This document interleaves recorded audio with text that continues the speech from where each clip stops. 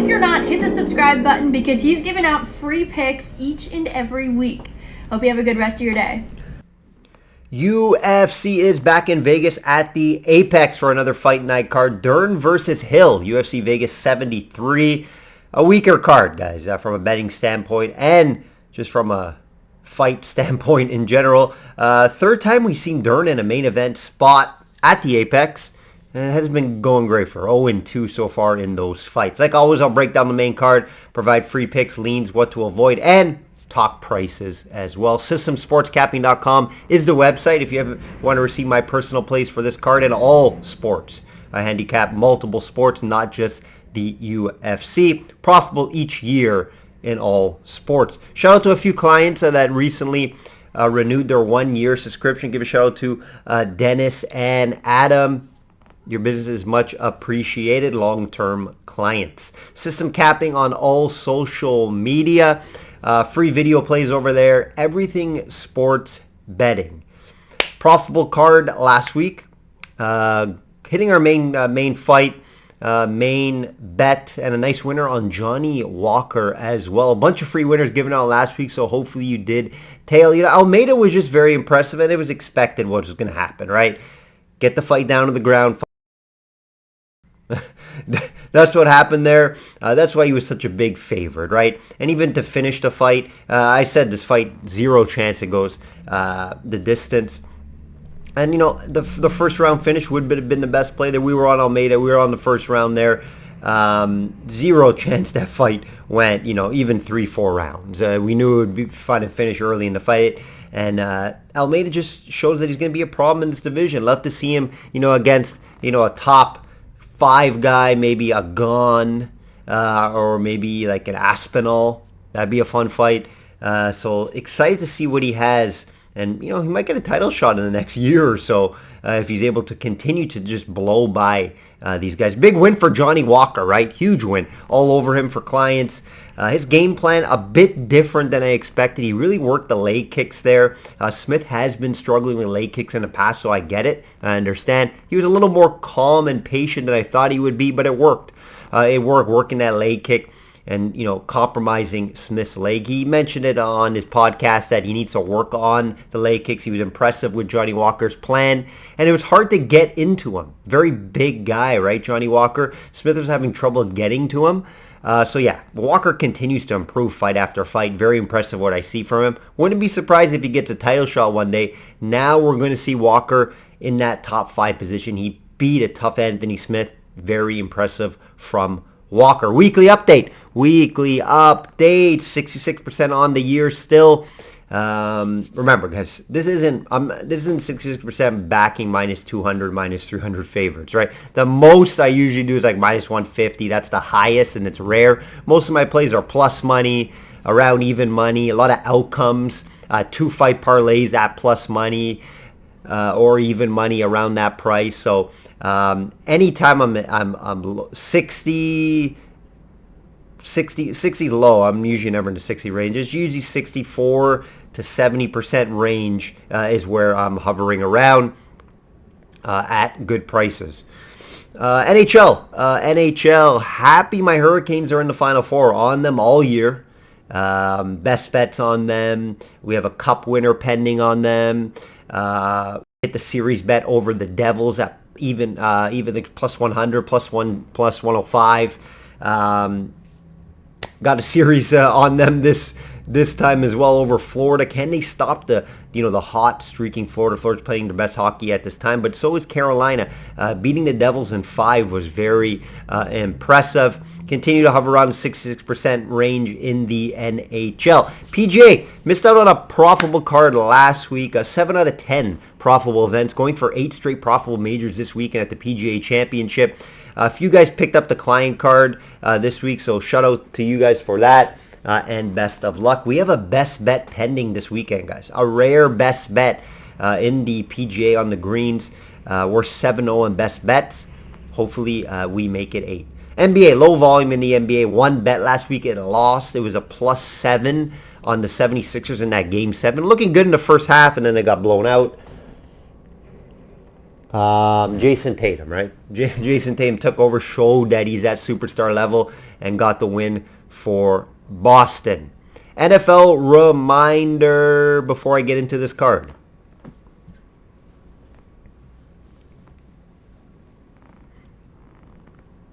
Let's get right into this card. Shop around for best prices and multiple books. Have multiple books. Some of the best advice I can give you guys, especially in the UFC. Props vary. Prices vary. Make sure you have multiple books if possible. Not a lot of good spots here. I'm warning you guys now. I don't just throw bets to throw bets. I talk lines. I talk value. I talk if the fight's worth betting. And there's not a lot of spots here, guys. To be honest, it'll be a small client card if you're interested this week. I'll have probably 1 or 2 fights along with a boxing play as well. Dern, minus 170 versus Hill, plus 145. Dern somehow finds herself right back in the main event after losing back-to-back main events. And it doesn't get much easier with Hill here. You know, Hill's on a 2-fight win streak, and it was a nice win over Lupe. And most recently, Ducote, right? Ducote, however you want to pronounce it. A lower level girl. Dern 1-2 in her last 3, and the one win was against Torres, who actually Hill lost to a few years back. You know, Dern has been speaking about personal issues this past few weeks. Change of management.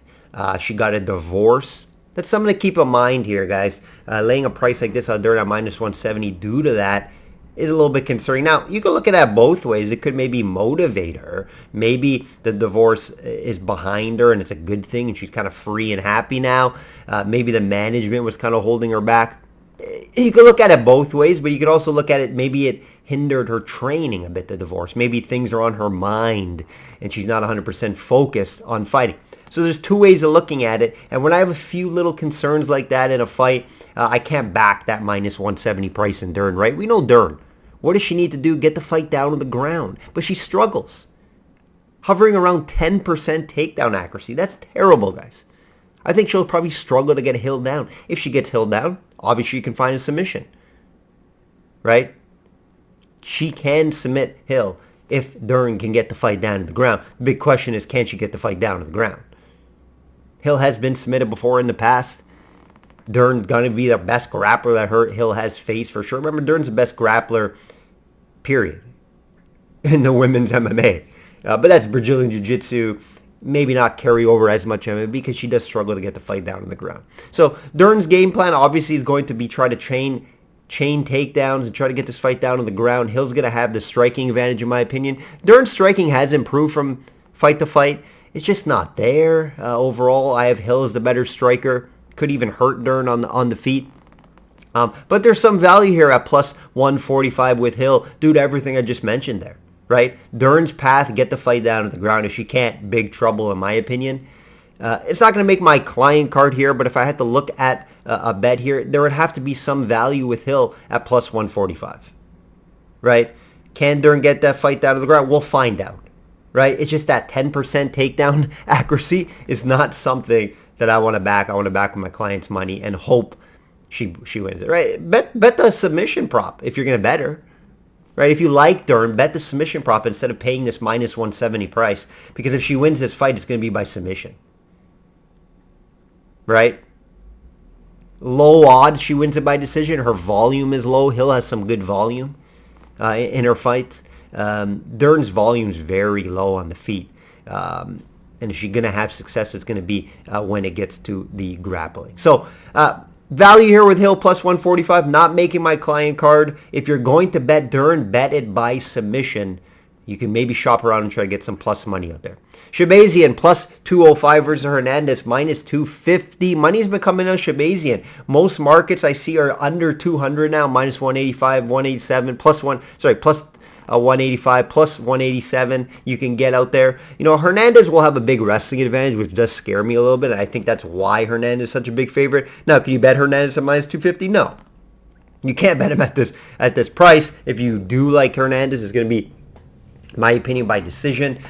So you threw a Shabazian. He's still young, 25. They threw him to the wolves too early, in my opinion. Right? They gave him tough fights with Imamov. They gave him Hermanson. Just tough fights. Brunson. Those guys were able to out-wrestle him. And I do think Hernandez has a wrestling advantage here. But Shabazian, I do think, is going to be ready and prepared for that. He has moved to Vegas. He has training in Vegas.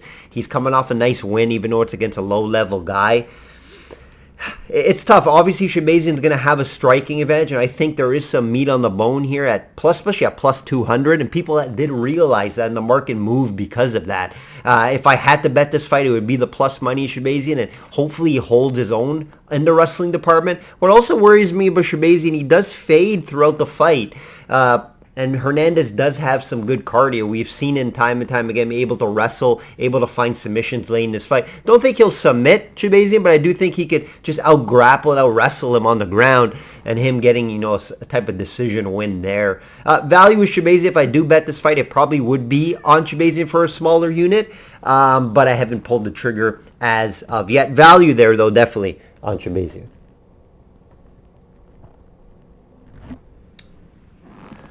Ducalt plus 125 versus Godinez minus 150 Lupe. We just finished talking about these girls both losing to Hill, right?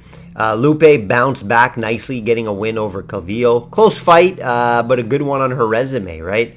Ducalt, her last fight was against Hill, and it was a loss. She does have 7 losses in her career. Lupe will have a wrestling advantage here, which is important. Just under 4 takedowns a fight, guys. Ducalt does have some decent takedown defense, though. She does have some not a bad wrestler, does have a striking advantage in my opinion, and keep in mind Lupe did take this fight on short notice. That's something to keep in mind, right? How healthy is her, how much was her training camp effective here. Tough call here, tough call to lay the minus 150. I lean her due to the wrestling advantage. If she can get this fight down to the ground, I think she should win this fight. She's not going to want to keep it on the feet. I expect a super close fight here. It's going to be a super close fight that goes to the judges. Favorite play is obviously fight to go to the distance, right? Over the 2.5 rounds is something you want to look at. I expect to be close, maybe even a split decision. Favorite play in this fight is the over 2.5 rounds and fight to go to the decision. Lean Lupe due to the small wrestling advantage, but concerns with the short notice fight. Falao plus 190 versus Buckley minus 230. Interesting one here for a few reasons, right? Both guys on 2-fight losing streaks. So both will be desperate for a win here. Both guys like to bang, so we should see a nice striking affair. And Buckley's moving down to 170. That's important here. He hasn't looked as bulky as he usually does in his post-fight interview, his pre-fight interviews that I've watched already. He's usually fighting at 185, jacked. Right? He's still going to be back, big chest. His arms did look a little skinnier though, so keep that in mind here. I want to see the scales. I want to see the scales before I bet this fight. I am leaning Buckley here. Obviously at 230 you can't bet it, so you got to look at that finish prop. I don't think this fight's going to go the distance. You can get in around minus 200, maybe a good parlay piece. But, follow back-to-back finishes. He's been knocked out twice in a row here against, I would say maybe lower-level guys than Buckley. Buckley not having a great run either, but he's fighting more killers than Falalo has. So Buckley has more of the tougher resume. Buckley has the knockout powers. Will it translate to 170? If this fight goes second or third round, how will Buckley look due to the weight cut? A couple concerns there. And this is, again, why I'm saying not a lot of good fights to back with your hard-earned money on this card. There's a few concerns on each guy I like, and Buckley here cutting down, right? This could be a firefight. Both guys just swinging. Who's going to connect first? Both guys have been knocked out multiple times in their career. Lots of concerns here on this fight. Favorite fight not to go the distance. I think someone will get finished here. I don't see this being a boring style, let's try to grapple fight. I think both guys will try to swing and bang and try to hurt the other guy. So fight not to go the distance is my favorite look in this fight. Could make a 2-fight parlay piece for me. Interesting one also to open up the main card here, guys. Michael Johnson's back, plus 125 versus Diego Ferreira, minus 150. We haven't seen Ferreira for a while, right? 1.5 year long layoff. And, I think there's 2 ways you could look at it. Obviously, one, he was fighting killers, right? He was fighting the best of the best. Gamrot, right? He fought... Gamrot was the last fight. He lost that fight. He was fighting Dariush. And he also fought Gillespie in that fight. Tough fights there, right? And he's somewhat hanging around in them, but you can look like You can see that he's getting outclassed in here. You know, I know Ferreira trains super hard. He travels hours and hours just to train there and back. One point he was a player in this division, right? Michael Johnson, we all know, fun fighter. He has a ton of losses, 18 losses, but he shows up. He's coming off a nice win over DeCasey. Still fighting at a fairly high level. You know, I do think Ferreira is going to have a big grappling advantage. If he can get this fight down to the ground, I think Johnson could be in trouble, right? Question, though, again, like I'm mentioning, I'm being honest with you guys. Ferreira, even though I do lean Ferreira in this fight, there are concerns. The 1.5 year long layoff. He's 38. Is he going to be able to continue? Was that 1 year long layoff? Was it, you know, let's get my mind refreshed, let's get back out there, try to get some wins, try to go on a little streak here, or was it, you know, let's get a paycheck, let's get back in there, see what we can do? And it's a very winnable fight against Michael Johnson. It's not a top level guy, right? You're going from Gamrot to Michael Johnson. It's like night and day. So I'm going to lean Ferreira here. Not super confident about it. The price is decent at -150. That's the highest I would go up to. Tough to call an outcome, very tough. But I can see Ferreira dominating in the grappling department. I think on the feet it's fairly even, but you know, Michael Johnson has some power in his hands, some clean boxing. So I think you know, he could win the exchanges if it's on the feet. But Ferreira gets this fight down to the ground. I think Johnson could have some problems there in the grappling department. Told you guys this card isn't great. They're going to be a week off and then a pay-per-view, so looking forward to that. Not a lot of confidence on this card. I will have a few bets that I do like already for clients. Very minimal, smaller card, though, for myself and clients. Boxing fight, quick if you lasted this long. Free boxing play I'll give you Devin Haney, a good parlay piece this week. You should win the fight. Look at the made decision prop. If you can shop around, get that on -150. You should win by decision. Loma's never been KO'd in his career. Haney wins via decisions. That will do it, guys. That will do it. Hopefully you did enjoy the breakdowns. Pay-per-view card coming up soon. Looking forward to that. This card, not so great. Like I always say, bet smart and know your limits. Take care.